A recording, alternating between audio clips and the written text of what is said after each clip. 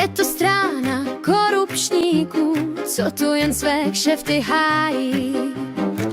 Když se chopí úředníků, celé Česko bude v háji. S holým zadkem až do nebes dostane vás mafie z ODS.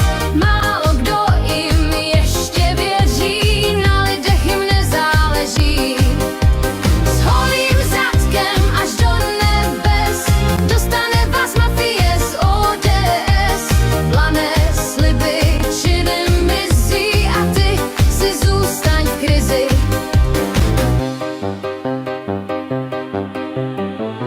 Antibabiš, to je jejich plán, rozděl a panuj, známý klam.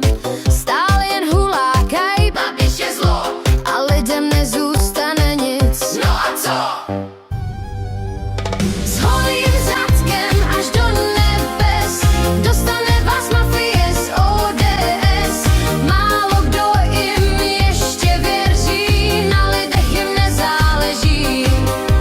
S holým zadkem až do nebes dostane vás mafie z ODS. Plané sliby činem mizí a ty si zůstaň v krizi. Budoucnost Česka je v našich rukách, zní hrdě v každé kampani. Po volbách vidí, že v rukách mají jenom dluhy, co neustále vzrůstají. S holým zadkem až do nebes dostane vás mafie z ODS. Málo kdo jim ještě věří, na lidech jim nezáleží. S holým zadkem až do nebes dostane vás mafie z ODS. Plané sliby činem mizí a ty si zůstaň v krizi. Stále křičí, nám jde o Česko, a o co šlo dodnes, nikdo neví. Teď zas křičí, teď jde o všechno, že jde o ně, to už vám ale nepoví. S holým zadkem až do nebes dostane vás mafie z ODS. Málo kdo jim ještě věří, na lidech jim nezáleží.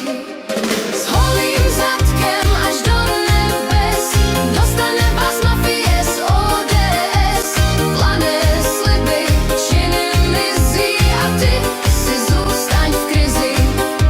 S holým zadkem až do nebes dostane vás mafie z ODS.